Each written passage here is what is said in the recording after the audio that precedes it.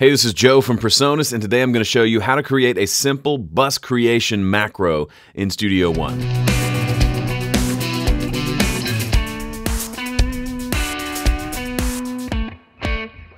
First things first, yes, it's cold in the studio, which is why I have a hat on, because I don't have any hair and I can't run the heat while I shoot a video or it sounds like this.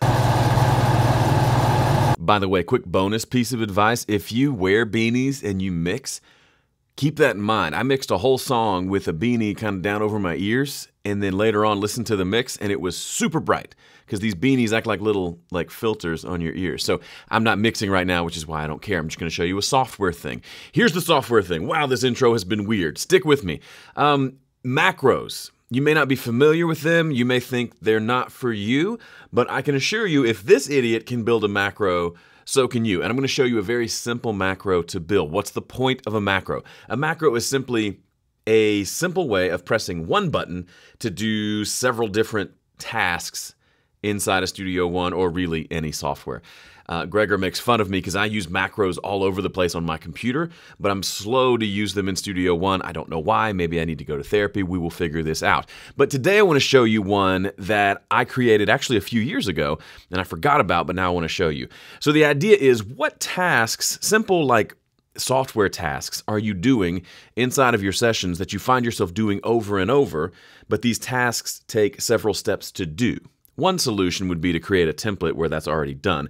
But as far as like in the session, in the moment, one of those for me is creating buses. I use a lot of buses when I record and mix, and creating them takes several steps.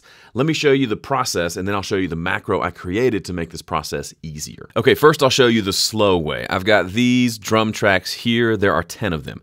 I want to route them all to a drums bus.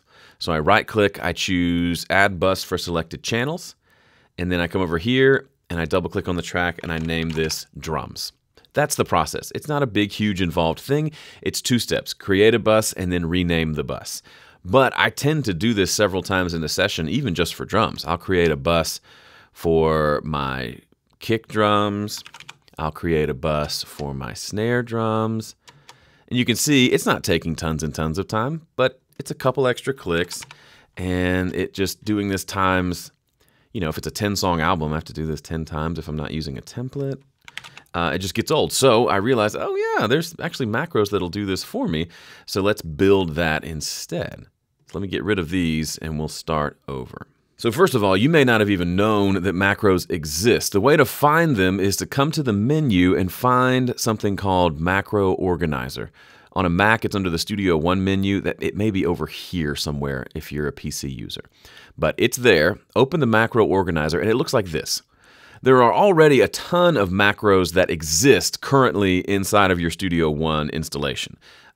Just like normal stuff we created and added in. You can see there's some in here that even I've created. And I've shown some of these before, but today I'm just going to show you how to build this one right here called Bus Plus Rename. And I'm going to delete this so we can start from the beginning. So the first thing I want to do is I need a new macro. All right, I say new, and this big scary window pops up, but it's not really a big deal. First thing I do is name this. So Bus Plus Rename actually sounds great. We'll call it Joe Gilder. And description, this creates bus for selected channels and renames the bus. Okay? Very simple. Now, the reason I put a description there is I'm going to share this inside of Exchange so you can find it and other folks can download it as well. But I'm going to show you how to build it also. So the first thing I need to do is bus, there we go, add bus for selected channels. So on the left-hand side are the different commands that I can add to a macro, and on the right-hand side is the list. And so it's going to go through and do these in a sequential order. So the first thing I want it to do is to add the bus. The next thing I want it to do is to rename the channel. So if I type in rename, there we go, rename channel right here, and I can add that. So theoretically, if it adds a bus for selected channels and that bus is selected, it should rename the channel. So I'm going to say that feels good. I'm going to save this as a macro by hitting OK. Now I need to assign some sort of a keyboard shortcut to that. So this is the part of the process that's a little bit not intuitive. You need to come to the keyboard shortcuts menu and search for the macro you just created. So for here it is, bus plus rename, and I'm going to enter a key. Let's say B for bus, assign. So now the letter B will do this macro. Apply, okay. So let's try it. I'm going to select all these channels. I'm going to hit B, okay. We see that a bus was created. It popped up a window to rename a channel. Let's call this drums and see what happens. Womp womp. Did you notice what happened there? It renamed these channels to drums and did not rename the bus. Why is that? Because all these channels were selected and the macro fired so quickly that before it could select this bus after creating it, it went ahead and fired off the rename macro. We don't have a way to tell the macro to hold off for just a half a second.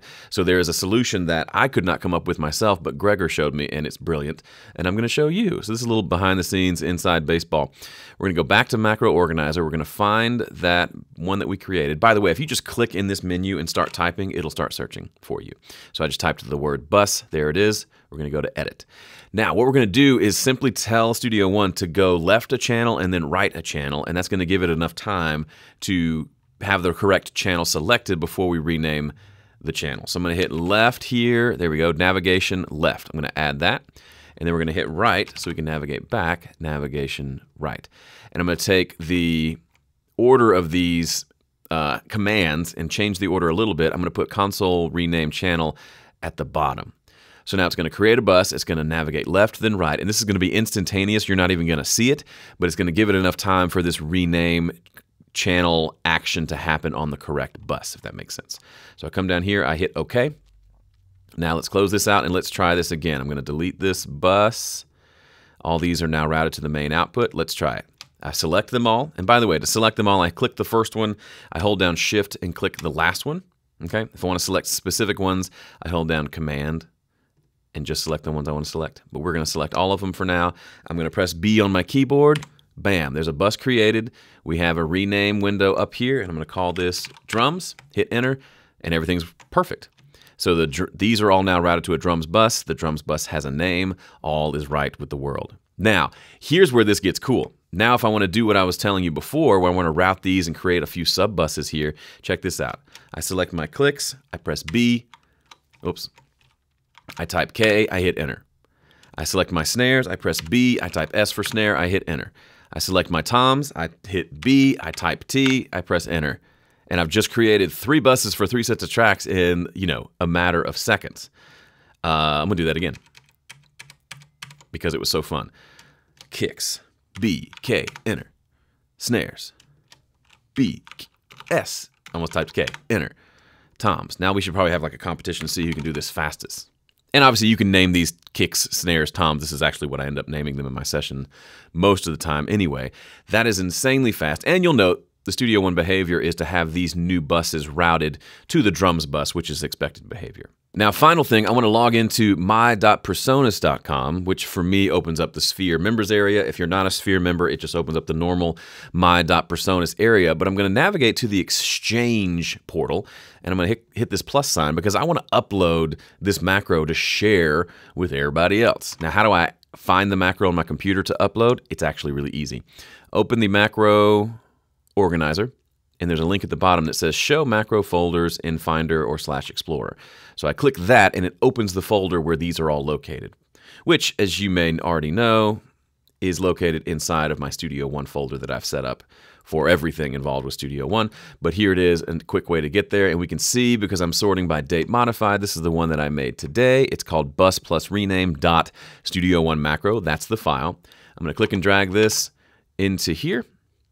And we're going to upload that, and now it is here. It didn't bring my description, so I'm going to just quickly, I'm going to copy and paste that actually, because Joe is lazy. Edit. Note to self, that should be included here. And then I hit save. There's no audio previews for this, but I could if it was some sort of an audio effect. And just like that, I've now created a macro. And now that that's uploaded, I can come back over to Studio One. I can come to Exchange under most recent. And I can see, bam, bus plus rename is a macro that is now available for you to come in here, and it'll say download here. You can download this and use this in your sessions. Now, you can download this and use it yourself, or I would encourage you to build this yourself to get you a little more familiar with how the macro creation process works. Then next time you find yourself repeating the same tasks over and over, ask yourself, are these tasks that I could chain together via a macro? A lot of times the answer is yes, and you'll save yourself a lot of time, and you'll feel kind of cool too. I'll be honest. This made me feel kind of cool. Anyway, thanks for watching. If you haven't subscribed to our channel already, please feel free to do so, and I'll see you in the next one.